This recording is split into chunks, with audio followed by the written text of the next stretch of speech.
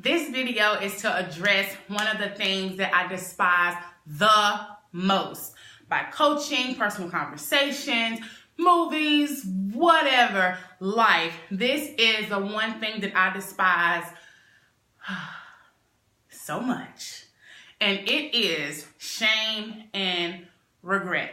You could not imagine how many people I have came encounter with who are still carrying baggage from 5, 10, 15, 30 years ago of something that they wish that they had have done, that they didn't do, that they no longer have the opportunity to do, or that they do have the opportunity to do.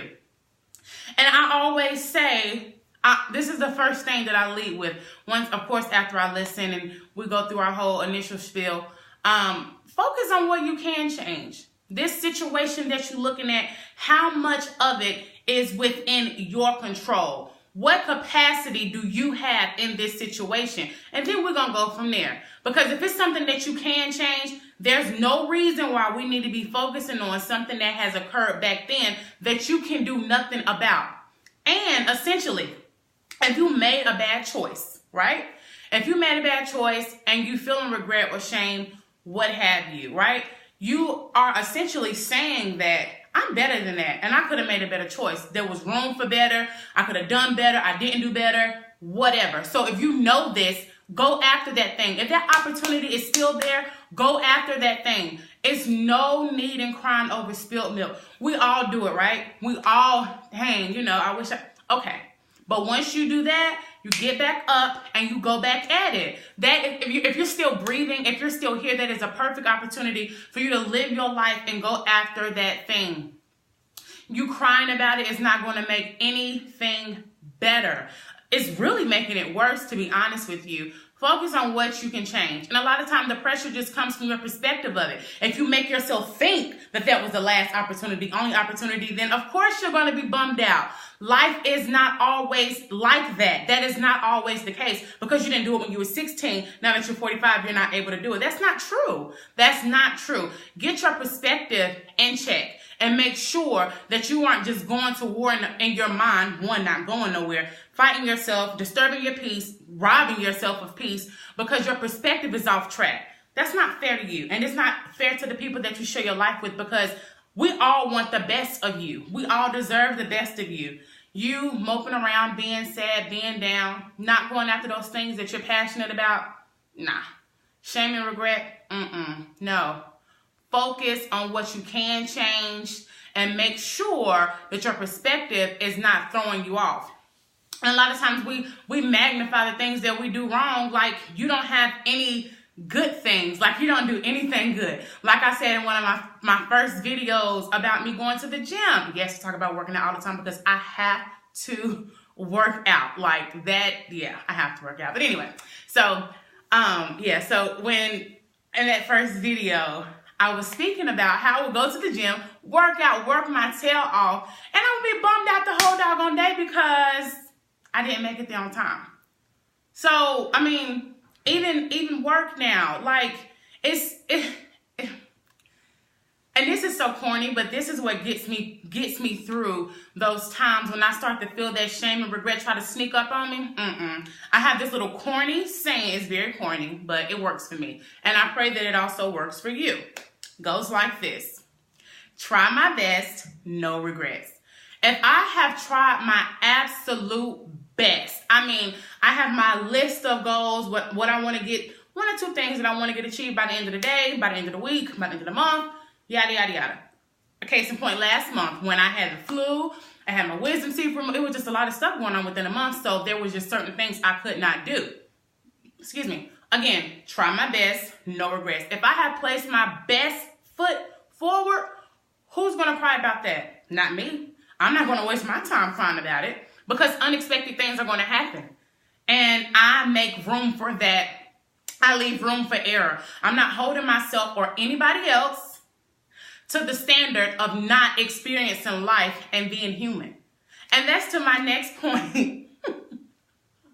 I feel like I say this so often, but this is so true. You need to keep people around you who allow you to be human, right?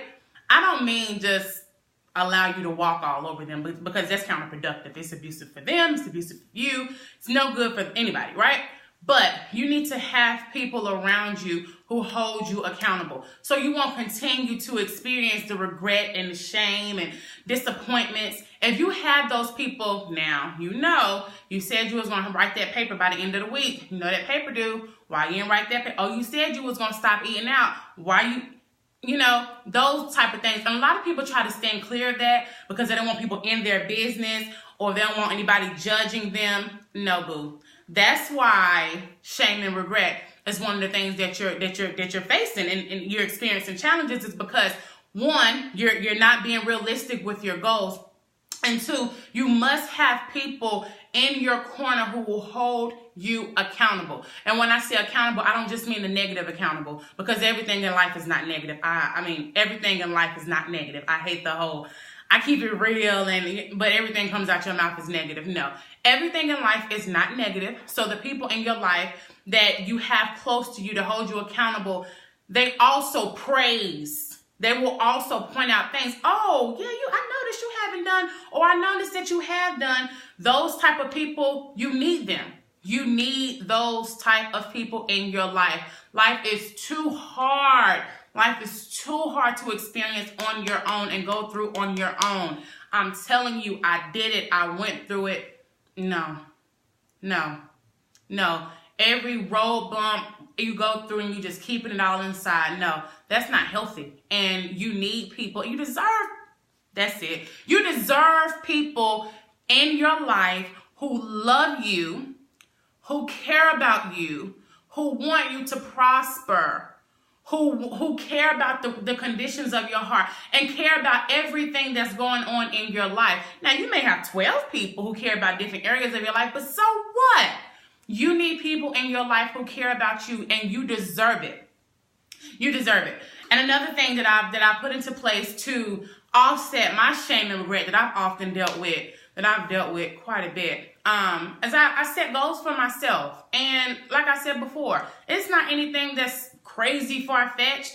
I set two goals a day. So at the beginning of last week, my goal was to finish my book and go to the gym 5 times. So that means if I skip Wednesday, if I skip Saturday, that's fine, as long as you go 5 times. Finish that book. If you don't read a book on this day, whatever, just get it done. And that's how I stay on track. And that also offsets and eliminates the shame and regret. So I set small goals, and I also do not overwhelm myself with unrealistic expectations. And I focus on what I can change. Yeah. So just make sure that I'm going through everything that I have listed here, because my mind is always going. Understand that what people think about you, those negative naysayers, when they try to throw up your past or something that you've done in the past, people going to talk. People going to say what they want to say. People going to do what they want to do, right? But the only thing that can hold you back is how you see yourself. That inside talk that you have. People always are going to talk. Always. I mean, it's inevitable. We're always going to talk, But do not let someone's basis or stance in your life be the foundation for your prosperity. So if they are your foundation, that means you don't have, they shaky, they ain't for, you ain't got nothing to go off of. Your self-talk. Allow people to talk. That's okay. It's okay.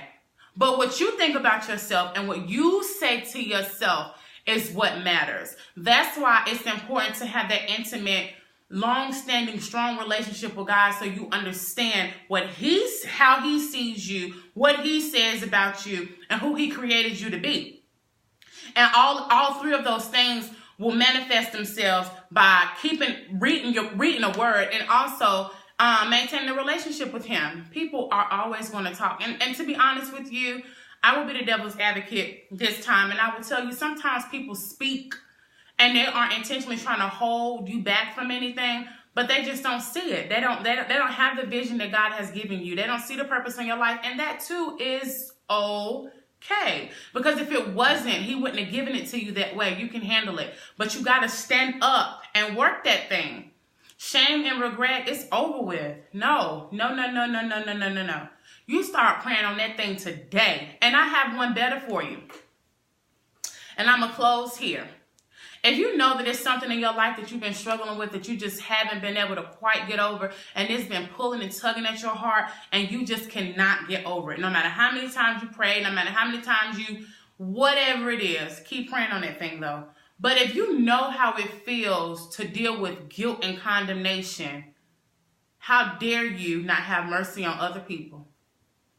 If we know how bad it feels to go through something and have something tumble over in your mind, oh, I should have did. Dang, I should have did. Oh, I shouldn't have did that. Man, I shouldn't have did that. So when somebody else comes and they make a mistake or they do something wrong, I challenge you to have that same mercy that you wish you had when you made your mistake. Shame and regret can come from both sides. You can feel it in the inside, or you could be releasing that on somebody else, and it's evil. It's unnecessary on both ends. We all deserve to live a good life, and shame and regret, no. You do the best that you can. You keep your focus on what you can change and what you cannot change. You set your realistic goals. You take a realistic, hard stab at it, and you do that thing, and you live your life, and you live a good life, and you have mercy on other people. I love y'all. Take care.